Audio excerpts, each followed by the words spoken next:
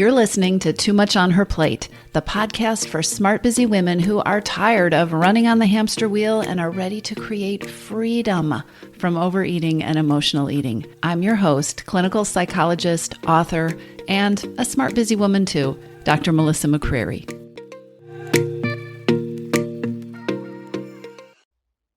Welcome back, or welcome to your first episode of the podcast. Take a deep breath. I'm so glad you're here. And I want to ask, how are you? Really, how are you? By the time you're listening to this, it's going to be almost February. That's if you're listening in real time. And if you're not, don't worry, this is all still very relevant. But I just need to tell you, this has been one of the messiest starts to a new year that I have ever had.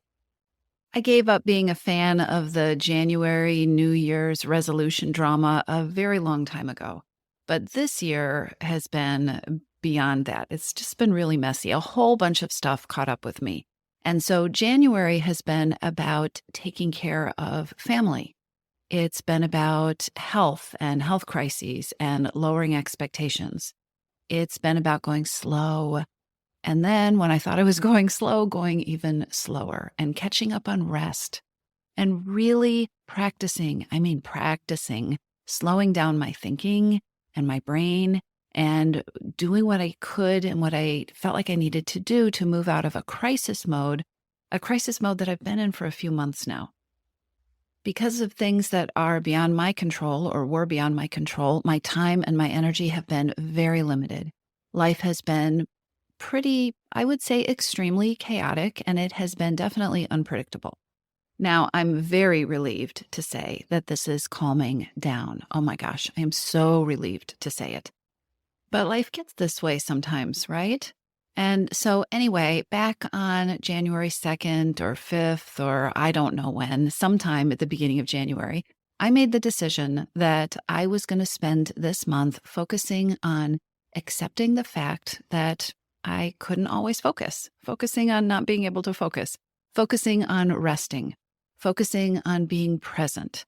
And most of all, kind of underlying all of that, I was going to spend this month focusing on giving myself that next layer of permission to be imperfect, which is so funny because as humans, we have no control over our very real human imperfection, right?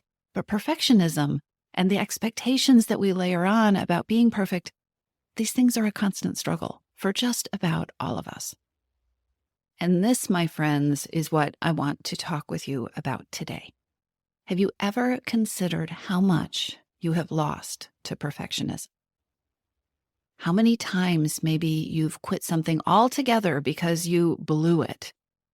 How much overeating has happened because you, quote, ruined your day, right, by eating something you shouldn't have, in air quotes, so that all the rest of your plans went out the window?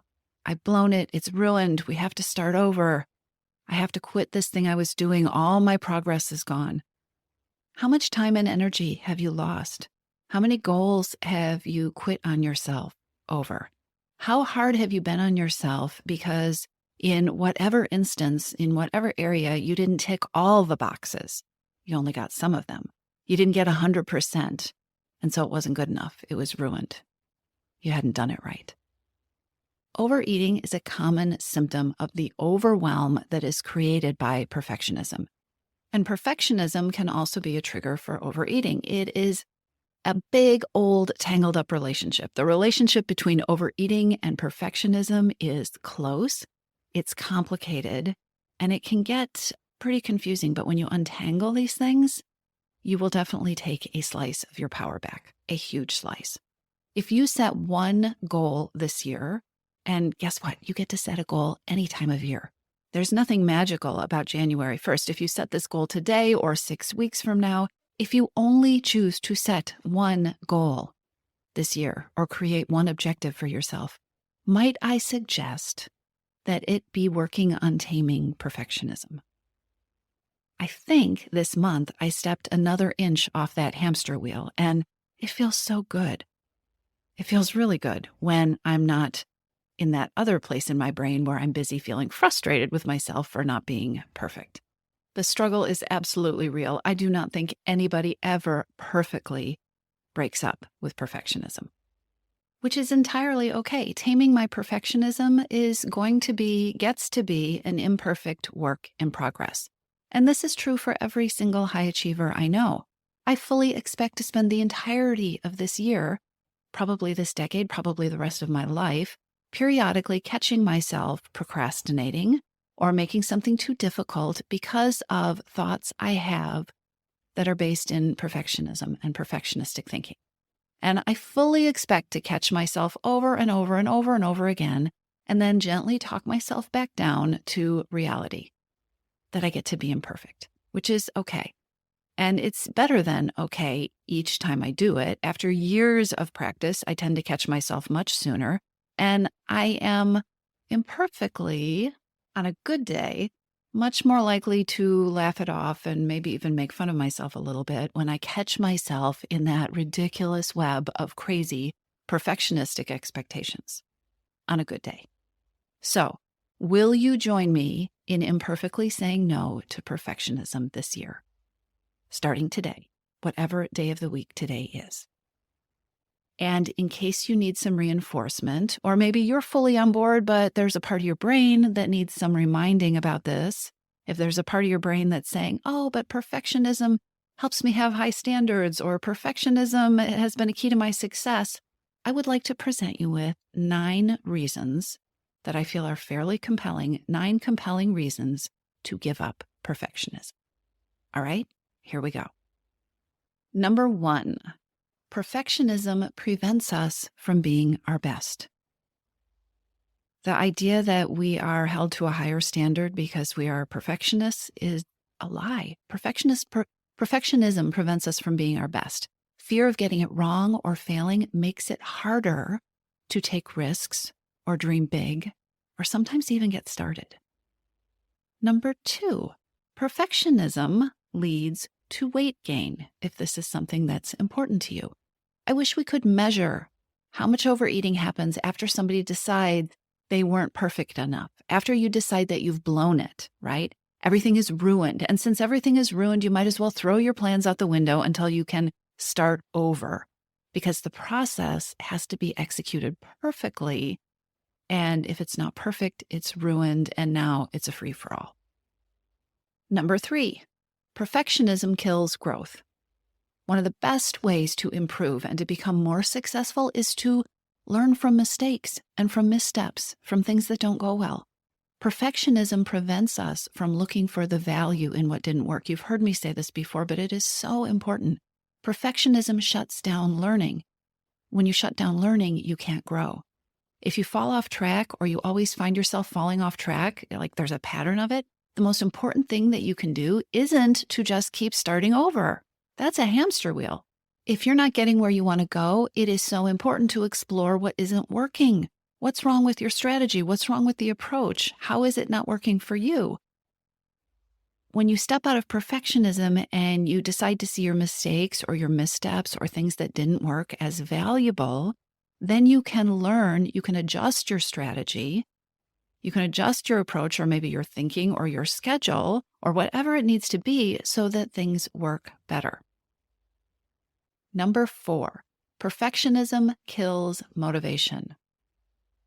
That's an understatement. Perfectionism decimates motivation. All or nothing thinking, approaches that are either succeed or you've failed kind of approaches, these things make it very difficult to see or to acknowledge the effort and the steps and the milestones that you are achieving along the way. When you are stuck in perfectionism and all or nothing thinking, it is incredibly unmotivating. There is the starting line and there is the finish, and all the work in between is very hard to see or to give yourself credit for. And seeing that you're getting somewhere is what creates momentum and motivation and inspiration to keep going, even when the going doesn't feel so easy. Number 5, perfectionism can intimidate you so much that you never get started. Perfectionism is a huge reason that people procrastinate. It's a huge reason that we put off taking that next step, or we avoid even thinking about getting started, or about even the step before that.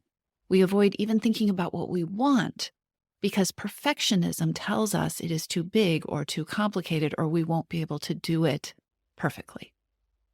Here's the sixth reason that I really want you to consider working on letting go of perfectionism. Perfectionism creates a ton of negative self-talk. It creates a lot of self-criticism, and the self-talk and the criticism, they erode your joy and your energy, and they cause you unnecessary stress. Perfectionism is just plain hard. Not only is it hard, but then there's reason number 7. Perfectionism and self-compassion, these things work at cross purposes.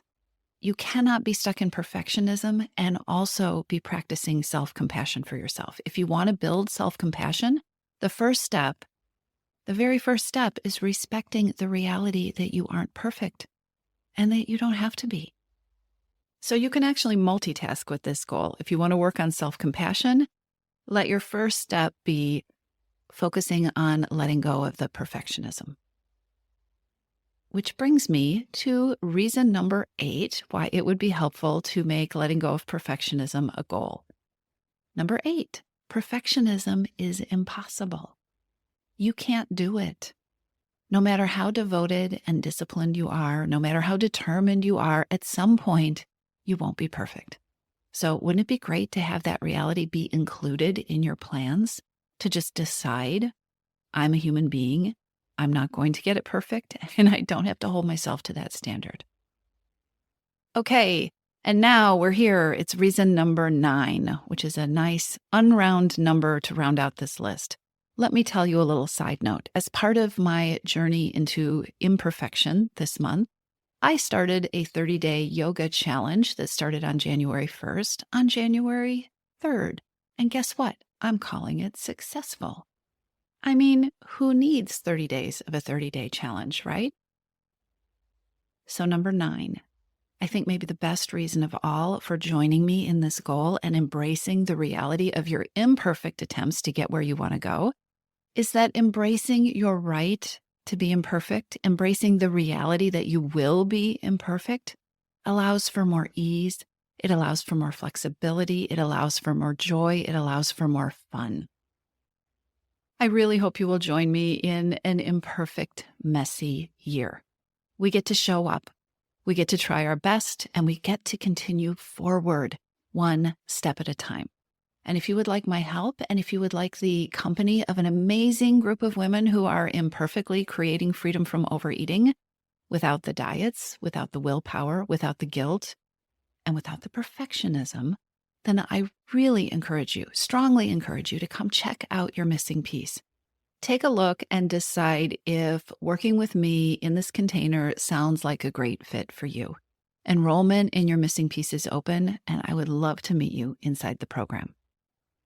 In the meantime, keep going, be imperfect, and have a great day. I'll talk to you soon. Are you ready? Are you ready to lose your overeating and emotional eating habits? Are you ready to find a relationship with food that fits you, one that's deprivation-free? Then you need to join your missing piece. Enrollment is open, and now is a perfect time to join us.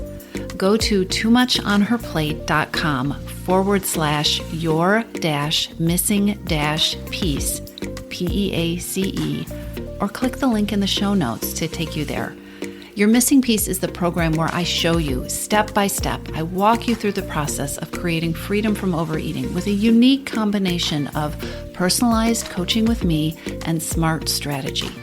You'll learn how to reclaim your power, ditch the diets, and create results that are built to last. Check it out at toomuchonherplate.com/your-missing-piece, and I'll see you inside.